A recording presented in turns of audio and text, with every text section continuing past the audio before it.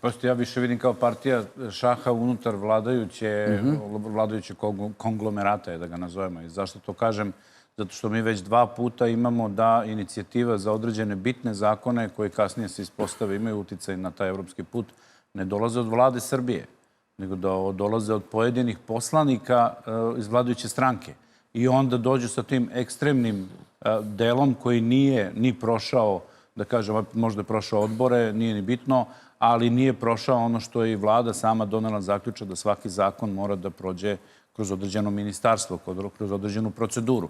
Tako da određeni krugovi, oni koji su, da kažemo, malo tvrđi i malo više ekstremistički unutar same vladajuće koalicije, oni guraju kontra Evropska unija zakone i onda dođemo u takvu situaciju. Znači, neko ne može da kaže da to nije tačno. Videli smo da li su to Mrdićevi zakovi, da li nedavno imamo ovog drugog poslanika koji je preporučio ove neke nove izborne zakone.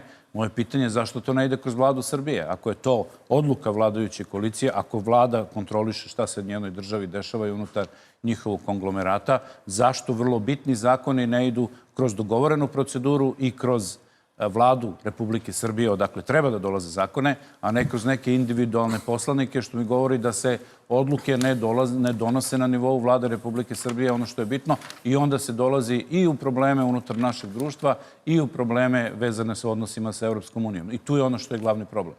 Kada kaže predsjednik Srbije, koji je juče bio gost i Blica i Blika, da će do kraja 2026. se usaglase svi zakoni sa Evropskom unijom. Pa znate šta...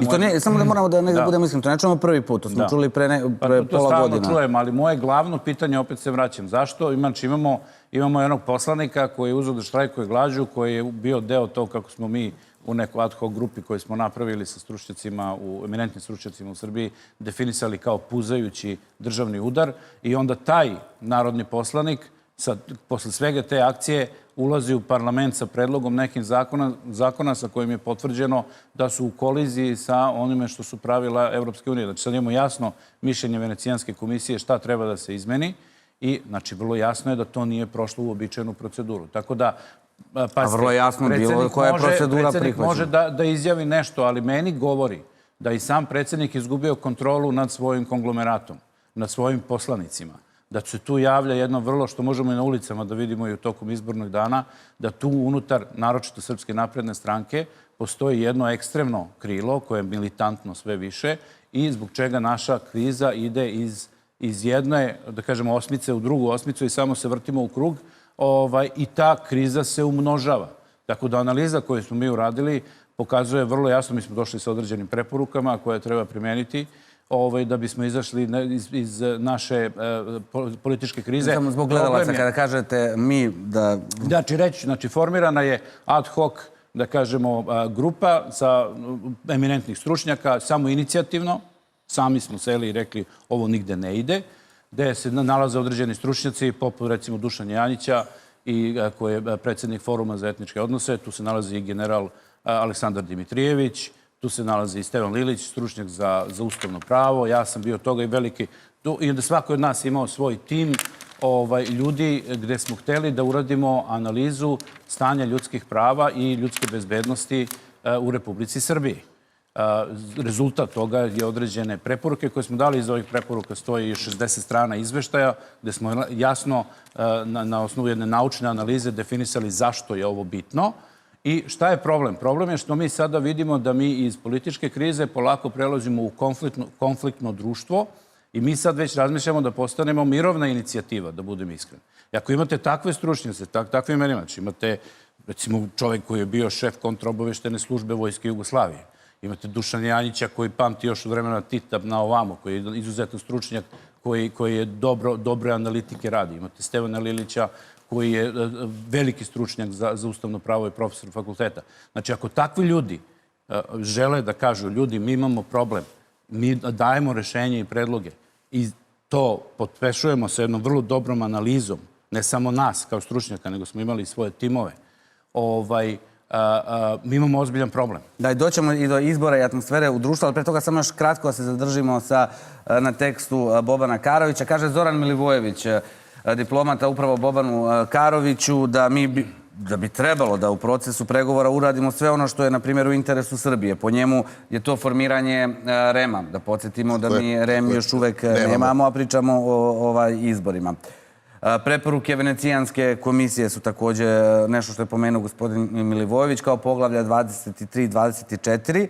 Ali da, Evropska unija i traži neke sporne stvari od nas. Po mišljenju gospodina Milivojevića, sporne stvari su uvođenje sankcija Rusiji. To je ono što iz Evropske unije zovu 100% usklađivanje sa spoljnom politikom Evropske unije i odnos prema Kosovu. E sad, da li se vama, Gojko, nekada čini da te sporne stvari, koje jesu sporne stvari u delu opozicije, u delu vlasti, nekada se koriste kao izgovor što se ne ispunjavaju, ne znam, situacija sa REM-om? Jel će reći, pa evo, mi ćemo sve ispuniti, onda ćemo doći do pitanja Kosova i zato nećemo... Tako, apsolutno su pravo, to nema nikakve veze sa REM-om i to bi moglo da se reši, i to je odavno moglo da se reši, ali vidimo da zbog unutrašnjo-političkih razloga, zbog te borbe vlasti i opozicije koju imamo kod nas, ta situacija sa REM-om nije rešena i to nije dobro.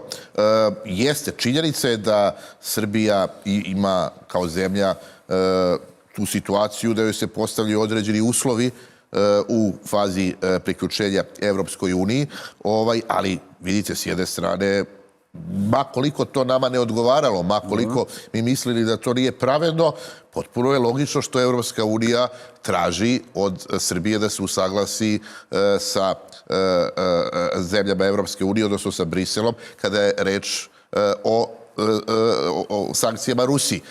Njihova logika je veoma jednostavna. Vi želite da postanete članice Evropske unije, vi već sada u fazi kada se priključujete nama treba da poštujete pravila koja smo mi postavili kao demokratska, pravedna i tako dalje. Jednostavno, prosto, željom da uđemo u Evropsku uniju, mi smo uslovljeni time da moramo da poštujemo neka njihova pravila. S druge strane, mi nikako to ne možemo da ispunimo iz prostog razloga što mi imamo veoma dobre političke odnose sa Rusijom, a treba reći i da u ekonomskom smislu mi izuzetno zavisimo od ruskih energenata u prvom redu gasa. Tako da, kao što su zemlje poput Mađarske i Slovačke koje su članice Evropske unije, prinuđene da vode malo drugačiju politiku prema Moskvi od drugih zemalja Evropske unije, tako jednostavno mi smo u toj situaciji da... A da li bi možda trebalo i ekonomski razmišljati na duge staze? Jedno je kada ste van tog kruga Evropske unije, pa kada zahtevate da vodite svoju politiku, a potpuno je drugačije kada ste unutar Evropske unije i onda je... Apsolutno ste u pravu. Hteo sam samo da kažem da Mađarska i Slovačka, bez obzira ko u Mađarskoj vlada, imaju prednost u odnosu na Beograd, na taj način što one i mogu da se izbore sa Briselom oko nekog izuzeća kada su u pitanju sankcije prema Rusiji i slično i kad štite svoje ekonomske interese, dok je to nama gotovo nemoguća misija. A da li uopšte možemo i treba da se poredimo sa članicom Evropske unije? Nikako. Ne možemo da se poredimo sa članicama Evropske unije. Da konkretno odgovorim na vaše pitanje, ako smo već ušli u tu priču, a vlast u Srbiji je ušla u tu priču i većina opozicije za tu priču, onda bi jednostavno trebalo da se prilagodi situacija toj priči. To je jasno, tu ste upravo da kažete. Znate o kojoj smo mi priči? U priči smo o vanrednim parlamentarnim izborima, pominjali se predsjedničku, u jednom trenutku više se ne pominju i juče nam je gost bio Zoran Ostojić, kolega, da kažem, voditelja Vajse Tanjuga, i on je kod nas u analizi ovde gostovao sa Robertom Čobanom rekao da predsjedniku Srbije, zapravo i vladajućoj stranci, više odgovara da pitanje tih prvih narednih izbora bude za i protiv vlasti, to jest za i protiv Vučića, jer pitanje, na primjer, da bude za i protiv Evropske unije na neki način bi cepalo i vladajuću stranku, to jest vladajuću koaliciju. Mislite li da je to pitanje Evropske unije tačka razdora na nivoima i unutar samog SNS-a i vlasti, a slobodno možemo da dodamo i unutar neke potencijalne sutra studentske liste? Što se tiče opozicije, izvinjam se, što se tiče vlasti, činjenica da postoje neki delovi vlasti koji pričaju da Srbija ne bi trebalo da bude u Evropskoj uniji, ali mislim da se ti delovi vlasti ne pitaju ništa i da jednostavno biva onako kako predsjednik Srbije kaže. Ako je predsjednik Srbije za to da Srbija bude u Evropskoj uniji, svi u Srpskoj naprednoj stranci i njihovi koalicioni partneri će prihvatiti tu politiku, ili oni koji su protiv Evropske unije neće voditi nikakvu propagandu, neće voditi nikakvu agitaciju protiv priključenja Srbije Evropskoj uniji. Tako da mislim da što se tiče vladajuće koalicije, tu nema puno razmišljanja.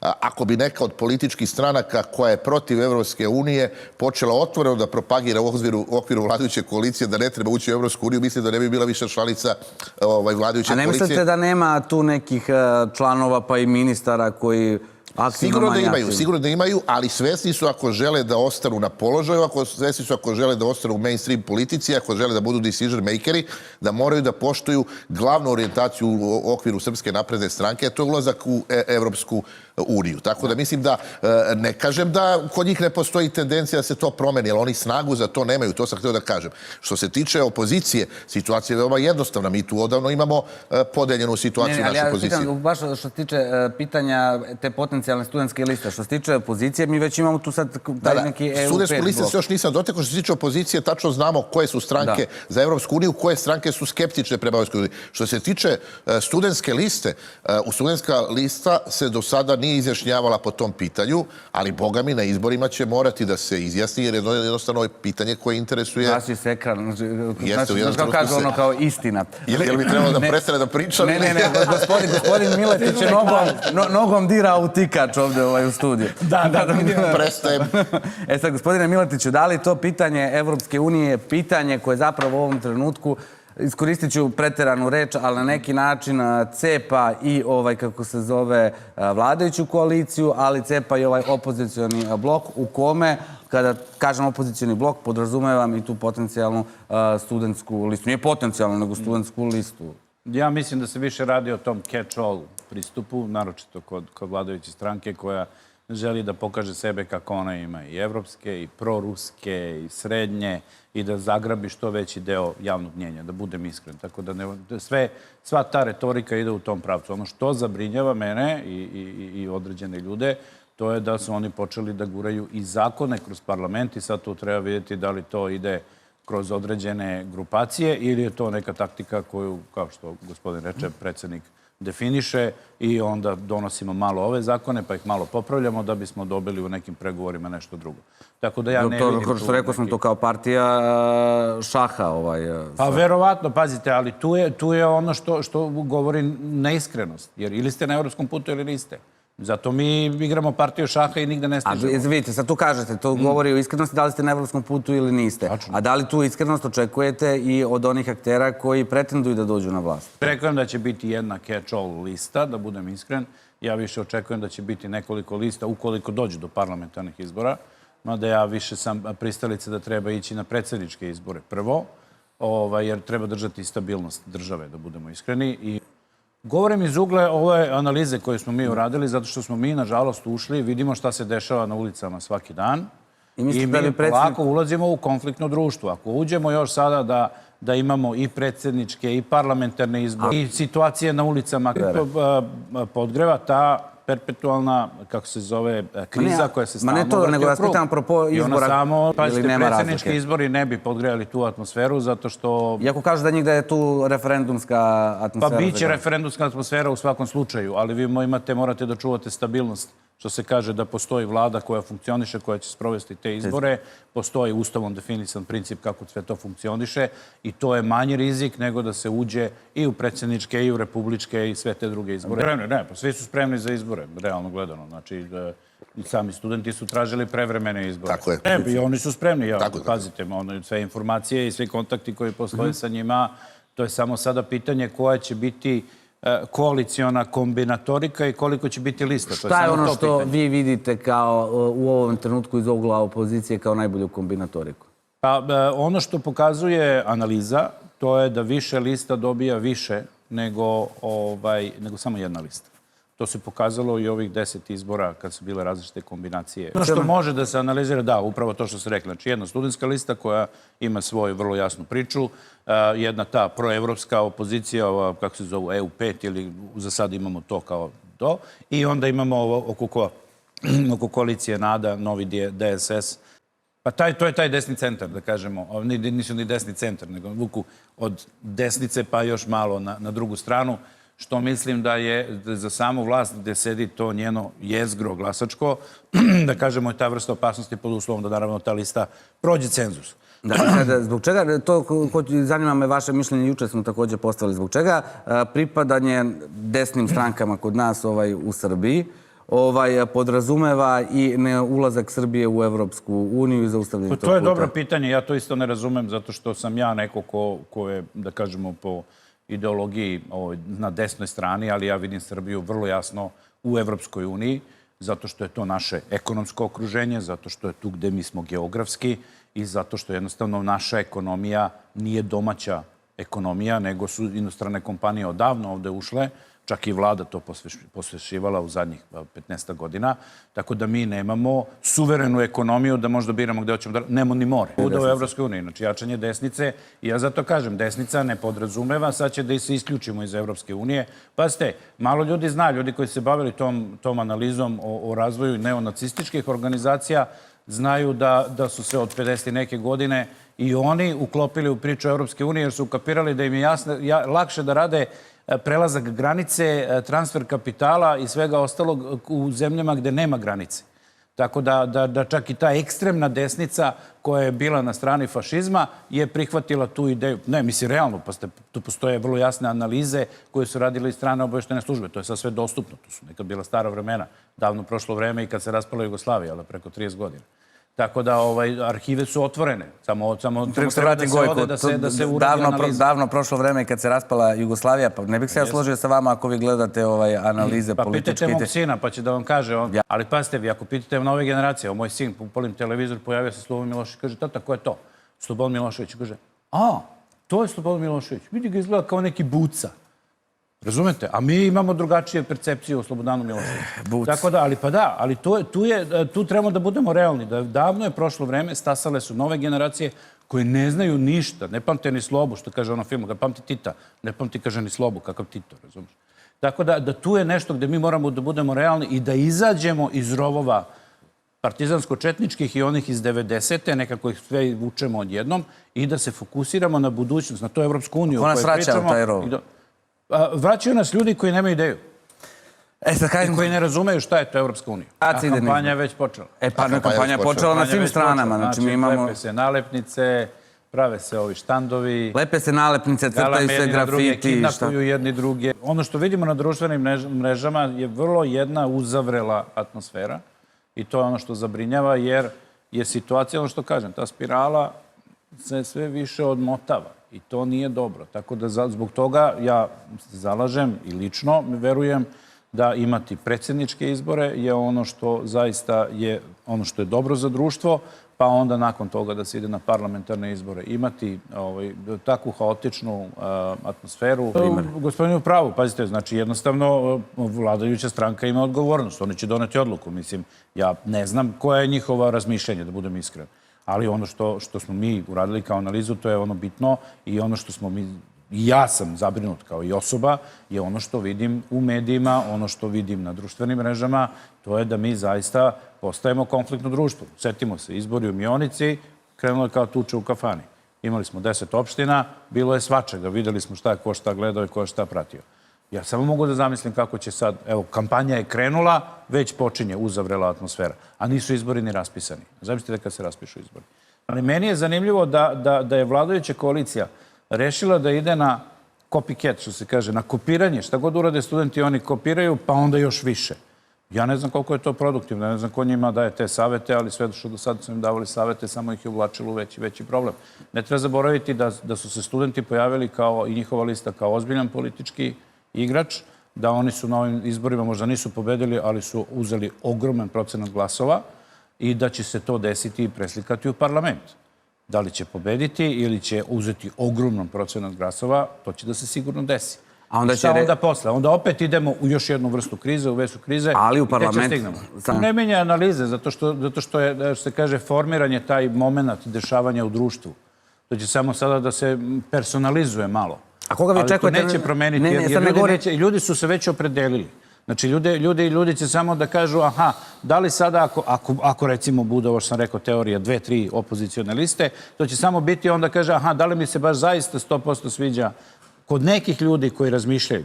Ali većina ljudi koji su izašli, oni čuveni apstinenti, oni su se rešili da će da glasaju za studentsku listu. I njima nisu bitni detalji, pazite.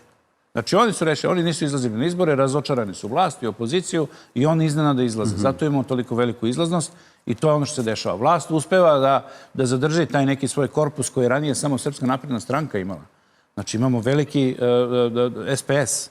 Njihovi glasovi prelaze na druge strane. hajde samo tu. Vrlo jasno da kada se uradi analiza, to svako može, znači, dostupno je online, svi zapisnici su na sajtu izborne komisije, može svako ko ima vremena da ode da pogleda i može da se uradi jasna analiza o broju glasača i broju glasova i kako je došlo do promene toga što se dešava. I ono što može da se zaključi to je da ti glasovi koji su ranije išli, kao što ste rekli, pretpostavljenim ili kao srednjom varijantom, jesu vlast, ali nisu SPS. Samo tu jedna malo, kako kažu, fusnota.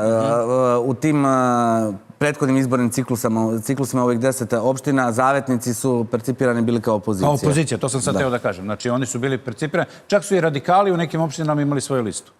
A sada su svi na ovoj listi. Ti glasovi su prešli na studentsku listu. To je ono što je interesantno, kad se urade brojevi.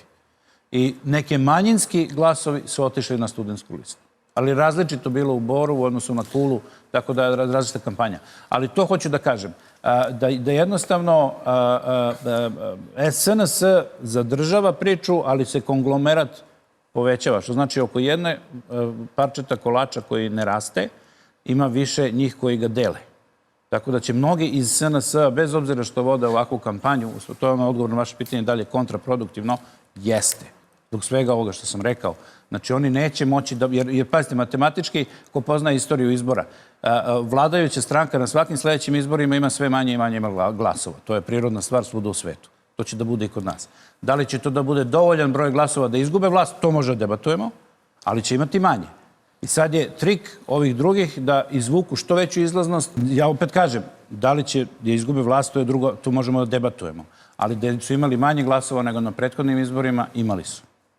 To je ono što je point. Govorite o lokalu. I o parlamentarnim. Sad ne treba zaboraviti da su bili izbori kad je opozicija bojkotovala neke izbore, pa sad ta matematika drugačije izgleda. Da, 2020. su bojkotovani izbori. Tako da tu ima dosta toga. Međutim, šta je problem sa našim izborima?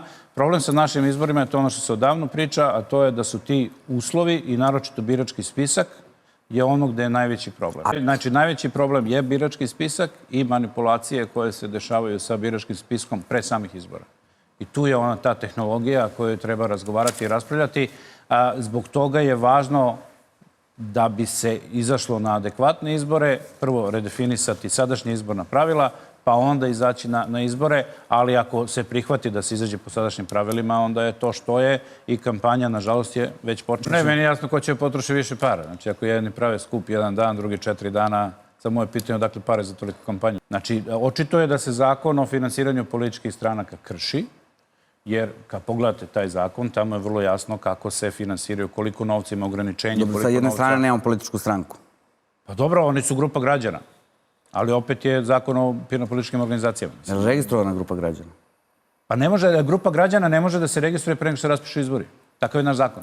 Zakon o izborima je takav. Znači, oni nisu udruženje. Ja sad postavljam pitanje... Ne, jedno je udruženje, drugo je grupa građana. Grupa građana, inicijativa, to ne mora da se registruje. Predaju liste se formira.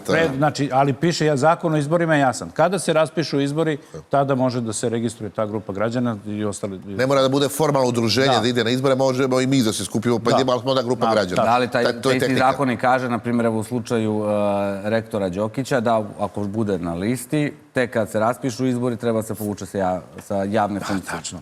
To kaže zakon. Znači, zašto bi neko sada igrao mimo zakona ako zakon to ne... Zato ja kažem, problem je da mi trebamo da sednemo oko tih izbornih pravila koje očito više niko ne poštuje. To znači da ne rade, to znači da zakon ne valja, treba promeniti i da se prvo dogovore izborna pravila pa da se... Ajde sad ne znam, da li možete iz ugla komunikologa, imamo još minut i 30 sekundi, da ocenite na koji način se koja strana komunicira sa svojim glasačima, da li privlači nove glasače? Pa oni grafiti, prvo nepismeni, po privatnim kućama, ljudi što smo videli, to ne privlači glasače, to samo pravi kontrareakciju.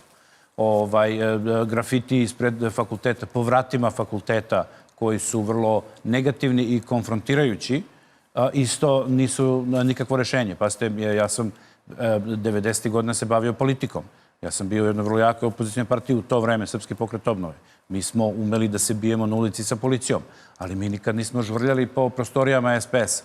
Nikad. A sad iz tog ugla... Niti lepili plakate se po prostorijama SPS. Sad iz tog ugla. Zamislite sada nekog našeg A sugrađanina... mi smo smatrani ekstremistima, ja se izvinjam, optuživani smo bili za ekstremizam. Mi ovakve stvari nikada nismo radili, što na meni govori da ekstremizam u politici je vrlo jak kod vladajuće stranke ili pristalica vladajuće stranke. Ja ću osetiti ekstremizam na svojoj koži iz režije ako ne završim uskoro, kako se zove. A da li sa druge strane može da se kaže pa nekoga će nervirati ako mu je poštansko sanduče ili, ne znam, stub ispred zgrade izlepljena nalepnicama? Hoće, samo manje će me nervira nalepnica neko dođe da mi izvrlja kuću. Ako mi neko izvrlja kuću, on je napao moju kuću. Znači, dešava se u Vojvođanskoj ulici, ako se ne varam, Tošin Bunar, ljudima su privatne kuće izvrljane sa nekim vrlo ružnim natpisima, sa vrlo ružnim rukopisom, neko vrlo nepismen pisao, mora priznam. Neko ko ne zna slovo. Čak i postojeći predsjednik može da bude i premijer. Tako da imamo i taj deo. Tako da zato kažem,